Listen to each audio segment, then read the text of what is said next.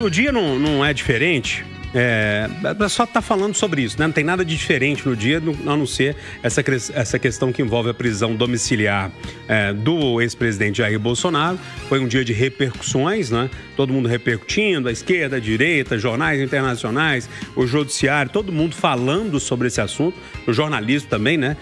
Tem se falado muito nesse assunto desde ontem, quando essa notícia chegou. É lógico que tem alguns passos à frente disso. Já a equipe de jornalismo da Itatiaia em Brasília, o Pedro Nascimento vai conectar comigo para trazer as informações de momento. Tem uma espécie de pacote da paz que está sendo pedido aí pelo Bolsonaro, ou por um dos filhos do Bolsonaro. Então já ele vai trazer essas informações para a gente. Batista, quando ele conectar, você me dá um toque aqui. Mas eu acho que eu posso debater essa história até a entrada da nossa equipe de Brasília de forma um pouco mais geral. Como eu disse, foi um dia de repercussões. A decisão, basicamente, é porque Bolsonaro teria descumprido medidas cautelares ao usar as redes sociais de terceiros para se manifestar publicamente. Para Alexandre de Moraes, a atitude representou uma tentativa deliberada de burlar a justiça. Para algumas pessoas, o ex-presidente estaria propositalmente cavando, né? A gente usa muito essa expressão no futebol, né? A pessoa cavou um pênalti, né? A própria prisão, na tentativa de alimentar o discurso de perseguição e mobilizar a base. Apoiadores do ex-presidente acusam Alexandre de Moraes de tentar silenciar Bolsonaro e chamam a decisão de absurda. O tema também foi capa dos principais portais do Brasil e do mundo, e não se fala em outra coisa, não só no mundo político, mas também entre apoiadores dos dois lados. Gabriel, deixa eu começar com você. Eu sei que você estava participando do meio ali, acredito que você deve ter falado só disso hoje, porque é o assunto do dia, não tem jeito. Como é que você viu essa história toda? Eu sei que são diversas nuances, muita coisa para falar, mas aí que você pensasse uma coisa ou outra ali para entender o que você pensa sobre esse assunto. Só, eu passei as últimas 2 horas no Central Meio do Canal Meio, que eu participo aqui nos estúdios gentilmente cedidos pela Itatiaia, comentando o assunto de maneira jurídica. Você que está me ouvindo, me acompanhando, se eu mencionar aqui o artigo 319 do Código de Processo Penal, ou se eu for depois para o artigo 312, parágrafo 1º do Código de Processo Penal, só nisso a gente gasta uns 10 minutos. E eu posso aqui fazer toda uma longa exposição jurídica que me daria até uma aula na Faculdade de Direito com os alunos. Poderia fazer uma prova questionando aqui quais são os elementos da condicionante, da prisão, da decisão, da PGE, mas eu quero te fazer uma outra reflexão.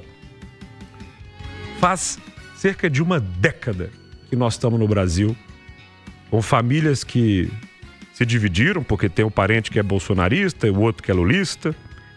Não sei você que está me ouvindo, tá? Eu não sou bolsonarista e nem lulista, tá? Eu me dou o direito de ser um homem livre, que vota de maneira livre e que não tem nem líder, nem pai, nem chefe. Meu voto é meu e eu sou um cara independente. Faz 10 anos que nós estamos vendo as pessoas se engalfinhar na internet, nas mídias sociais. O Lula foi preso, celebram uns, choram outros. Bolsonaro foi preso, celebram uns, choram outros. O que isso mudou na nossa vida? O que isso melhorou no trânsito que você está enfrentando, no hospital que está sem remédio, na escola que continua não ensinando como deveria? O que esses 10 anos de briga de fato contribuíram com o Brasil? Sabe, juridicamente eu tenho como explicar isso, Júlio. Politicamente anda muito difícil, porque o que faz a nossa sociedade avançar está sendo deixado completamente de lado para que grupos que têm as suas bolhas, as suas seitas, as suas verdades absolutas, porque não adianta eu aqui explicar juridicamente, quem acha uma coisa vai continuar achando, quem acha outra vai continuar achando. E aí? E nós? Que não estamos interessados nessa pataquada. Então eu sinto o seguinte, de prático, a medida está imposta, o julgamento deve acontecer em setembro e muito possivelmente o ex-presidente não poderá ser candidato no ano que vem. Há um outro presidente no poder. Fica se repetindo tanto Bolsonaro, que já está fora do jogo, que às vezes tem gente até se esquecendo que tem um presidente no poder. E que tem muitos problemas nesse governo que precisam ser resolvidos. A armadilha que está sendo criada é que enquanto tem muita gente ainda acreditando que o Bolsonaro é candidato, as pessoas que se opõem ao Lula estão perdendo a oportunidade de construir uma candidatura viável para apontar os problemas desse governo, os problemas do Brasil e oferecer soluções. Se o assunto for educação, acho que a gente tem que ter o tema com problema e solução. Se é segurança, problema e solução. Não é isso que está norteando os debates. Defensora vai saber esses dados melhor do que eu. Mas hoje existem no Brasil cerca de 122 mil pessoas cumprindo uma prisãozinha em casa com a tornozeleira. Por aí. Estamos discutindo um deles. Imagina se a gente fosse discutir todos. Então, deixa eu falar para vocês. Para mim, o que interessa é a comida na mesa das pessoas, o salário no bolso do cidadão, o emprego garantido nas famílias, e isso está longe de ser algo que se resolve com essa brigaiada que se apronta com lulista e bolsonarista. Eu sou um defensor do Estado Democrático de Direito, para deixar bem claro aqui todos os problemas que as nossas instituições têm, e são muitos. Eu posso passar um programa falando de problemas no STF, no Congresso, no Executivo. Temos muitos, mas esses problemas, a gente resolve dentro da democracia com o voto, e 2, eu não preciso de americano para me pagiar.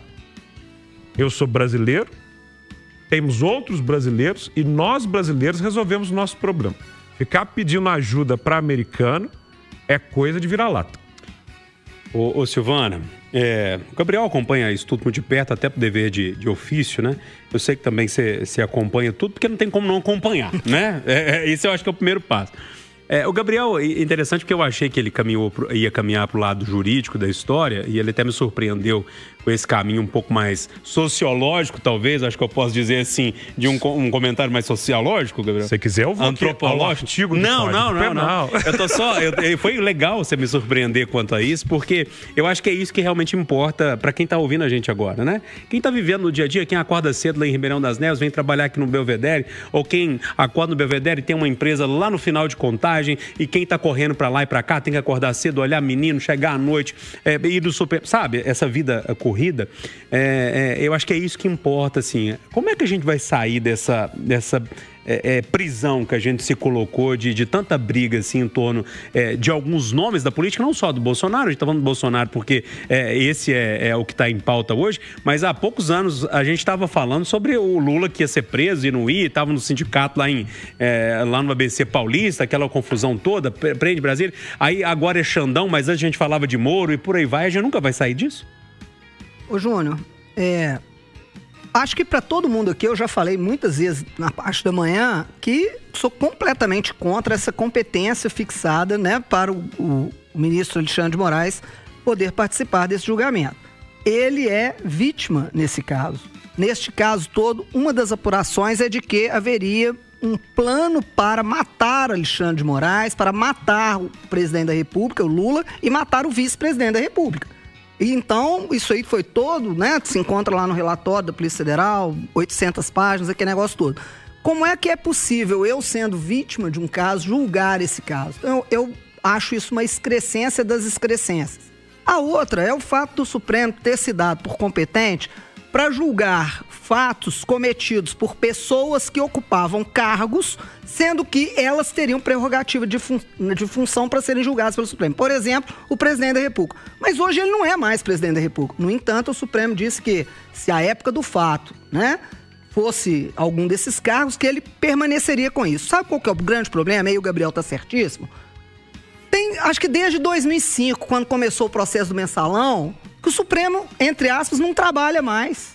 O Supremo não é mais uma corte constitucional, virou uma vara criminal, porque é o dia inteiro ouvindo testemunha, ouvindo vítima, ouvindo interessados, ouvindo terceiros e interrogando réus. Esse não é a função do nosso Tribunal Constitucional. Então é o dia inteiro fazendo isso. E as questões importantes constitucionais do país, da esfera previdenciária, da esfera civil, da esfera da saúde, não são julgadas, porque gasta o dia inteiro com esse trem aqui. certo? E aí nós vimos um processo inteiro, gastou um mundo de dinheiro naquele processo da Lava Jato, um mundo de gente sendo ouvida, um único juiz se dando por competente de fatos que aconteceram em São Paulo, que aconteceram em Brasília, e que demorou, depois que prenderam o sujeito que seria candidato a presidente da República, e não foi, porque prenderam ele, correndo para ele não ser candidato à presidência da República em 2017, 2018. Passou um tempo, voltou lá naquela primeira alegação, realmente, um juiz de Curitiba não pode julgar um fato acontecido em Guarujá. Isso qualquer aluno do primeiro semestre de processo penal que ele fala sobre competência. Mas então, por que então, gente, isso aqui, este processo atual, também está fadado à desgraça. Eu não sei quanto tempo vai demorar isso. Eu tenho certeza que eles vão prender o Bolsonaro, eu já tinha dito isso, está preso. É prisão domiciliar, mas ele se encontra preso. Lastimável, porque nós tivemos Lula preso, Collor preso, Temer preso e agora o Bolsonaro preso. FHC solto. E outros, né? Dilma solta e por aí vai. Bom, enfim, mas é lastimável a gente ter um país que, em tese, nós vivemos uma democracia com presidentes presos. Que democracia maldita que é essa que a gente elege o cara, põe lá e dali a pouco todo mundo quer meter um impeachment no cara e tirar o cara? Que é isso? Isso a gente demonstra que nós temos uma democracia muito frágil, jovem e frágil. Nós não sabemos escolher, não temos condições para isso. A situação é muito ruim quando a gente pensa isso. Mas aí eu vou entrar no jurídico disso aqui ainda. Porque nós temos um problema muito sério. Essa prisão domiciliar do Bolsonaro foi por quê? Porque ele descumpriu medidas cautelares. Qual medida cautelar? Foi falado com ele que ele não podia usar rede social e que ele não podia usar telefone. Onde está escrito isso dentro da nossa lei? Que alguém que responde a um processo não tem direito de se revoltar contra o processo que ele está respondendo. E a medida cautelatória penal é para quê? Para o sujeito não fugir, para o sujeito não burlar provas e para o sujeito não colocar em risco a sociedade. E também para não atrapalhar o processo, doutor. Para não burlar provas, não atrapalhar provas. Mas mais do que isso, vamos fazer uma analogia aqui. Vamos pensar num juiz que está fazendo um julgamento no interior da Amazonas. Sim. Os grotões do Brasil. E o sujeito que está sendo julgado é um político com alguma capacidade de influência na cidade. Sim. E ele coloca 300 ou 400 pessoas para ir para a porta do tribunal. Mas isso é o que as famílias fazem. Eu sei. As famílias fazem isso sempre. Eu sei. Qual foi a chance que Guilherme de Pádua teve de ser absolvido? Eu sei, Nunca. doutor. É isso que eu estou dizendo. E a partir do momento em que uma pessoa incita outras a provocarem o juiz que está julgando, você tem, obviamente, alguém que está agindo contra o processo. Mas não existe previsão disso. Isso todo mundo faz. Não há réu que fique calado e que ache que o juiz está correto. Tudo bem, doutor. Uma coisa é o réu. Outra coisa é você incitar uma multidão contra o juiz. Gente, mas a turma que ficou na porta lá do julgamento do Lula não fez a mesma coisa? Sim, doutor. Então e estava errado. E uma coisa que a gente tem que parar no Brasil é o seguinte, mas o Lula fez. O Lula tá errado. Não, tá errado. Mas não existe previsão legal para isso. É igual quando a mãe chama a atenção do filho, ele vai e fala assim, mas meu irmão também fez. Palmada nos dois. Não existe previsão legal para isso. É a primeira vez na história que a gente vê isso ser decretado. E o meu medo, Gabriel, é o seguinte, que na hora que o ministro Alexandre de Moraes do Supremo faz isso, o juiz de Pedra Azul, o juiz de Borogodó do Sul, vai brigar com o sujeito lá na cidade, o sujeito vai mandar ele pro quinto dos infernos e ele vai julgar esse sujeito, que ele vai falar, uai, o Alexandre é vítima, ele julgou, o senhor não pode usar telefone, o senhor não vai falar nada com ninguém e eu vou julgar o senhor. Então tem outro risco aí também, né? A quantidade de pessoas, não, mais do que isso, a quantidade de pessoas que vão começar a achar que não precisam respeitar a decisão judicial. Não. Respeitar a decisão. Afinal de contas, se tem um ex-presidente... Mas a decisão é ilícita. Bom, como é que você vai respeitar uma decisão ilícita? Veja bem, doutora, se você tem um sujeito que está passando por um julgamento. Sim. A senhora é advogada desses... Sim. Vamos lá, nós dois estamos advogados. Eu não seria advogado dele nunca, porque esse é o tipo do réu horrível, porque fala demais. Réu tem que ser mudo. Mas o réu tem que ser mudo por iniciativa dele, mas tirar dele o direito de falar eu não posso. O ouvinte capturou aqui a essência do que eu queria mostrar. A doutora mostrou aqui qual é o problema. Como é que você defende um sujeito que não cala a boca? Os advogados desses são heróis. Meu pai era criminalista, doutora. Eu sei. E eu virei pro doutor Gilson e falei assim, pai, não dou conta disso. Sabe por quê? Porque se o sujeito falar que é culpado, O que eu vou fazer mais? Não, há muitas coisas. Eu sei, tô falando da minha natureza. Eu não consigo, por isso que eu sou um constitucionalista. Mas meu ponto é, vida dura ser advogado de um cliente tão insubordinado que não consegue ficar de boca calada. Já era o pedido de prisão, convertido em cautelar. Não satisfeito, ele aparece no celular do filho, sabendo que o juiz estava doidinho para meter ele em cana. Ou seja, cavou o pênalti, né?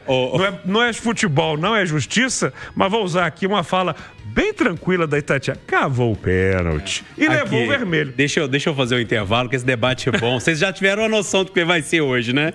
Hoje vai ser bom demais. Eu gosto de ouvir tanto o Gabriel quanto a Silvana, porque eles têm opiniões firmes e vão num caminho muito legal para todo mundo entender o processo.